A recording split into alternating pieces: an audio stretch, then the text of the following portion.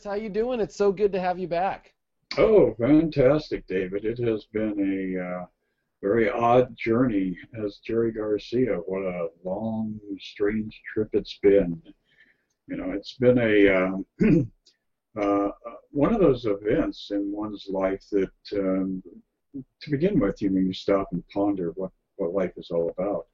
But it also validates everything that we've been talking about and everything we've been doing because when I went into the hospital, I literally died in the emergency room.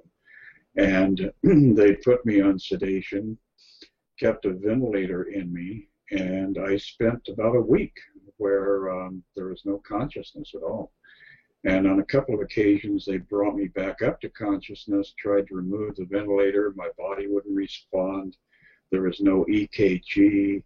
I couldn't breathe on my own. And they were talking about a tracheotomy, and they were waiting one more day, and if didn't respond, they were going to do that, which is a real scary thought if you know anything about medicine and tracheotomies. But the morning of the day that they were getting ready to put me on a dependent machine, I completely rebooted and became lucid and started talking, and the following week and a half I was in the hospital. Nurses would stop by and say, "I just can't believe you're here." Oh, wow. So it was a wild ride. It absolutely was. And for those who have heard that it was a heart attack, that was not, in fact, the case. Because I keep a lot of love in my heart. I don't see my heart ever attacking me. I think when I do transition, it'll probably be just, a flat line, but not a heart attack, because I had pneumonia, and I didn't realize I had pneumonia until 20 minutes before I stopped breathing. I mean, it was insane. I had no symptoms, no nothing.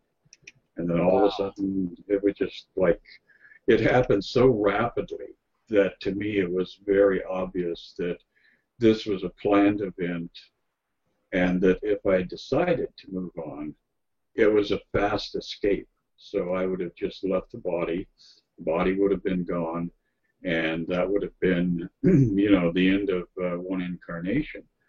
But I think because of that interaction with higher consciousness and the rebooting of the body, I've kind of come back with a clean slate now. So I'm really excited about what the possibilities are.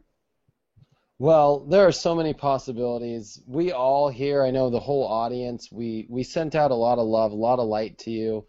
And, I knew the whole time, like I think I had told you before we started airing this, that you had sent me a signal that it was going to be fine. And, and it's so great to have you back here and to have your wisdom and to have your ability to channel. And I think it's so beautiful for you to go through this story and for you to let us all know your experience and for you to really look at every angle of it all and to come from that place of understanding that higher consciousness, which, I believe that you're really here to really help others with their consciousness. I don't think you're done yet. I think that we're going through such crazy times. We need you, and I think that you channel such high vibration and such great energy, and it's a pleasure to be connected with you, Chris. Oh, it's an absolute delight being a part of our program here. That's one of the things that keeps me coming back and sticking around all the Leos in my life, because Friday, my kid Eric is having his birthday.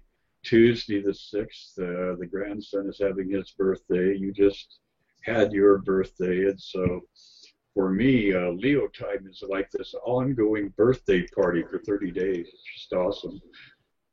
Well, we're in Leo. It's good that you made a return during the royal entrance of quite a great, powerful weekend and week. I think you came right on track, because that whole time you were gone, we went through a lot of crazy energy. I mean, a crazy Mercury retrograde, which you would have loved to know there was crazy plane wrecks, train wrecks. There was so much craziness over this Mercury retrograde, and you come back right as Mercury gets out of its shadow period this weekend.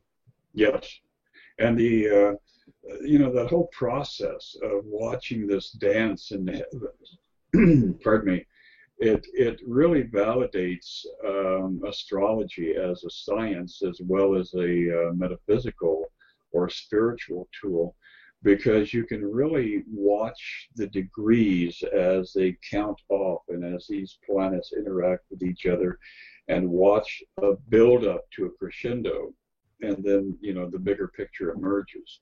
It's not just about a plane crash, or it's not just about a train wreck, but it's about people getting a bigger vision of what these events are symbolic of.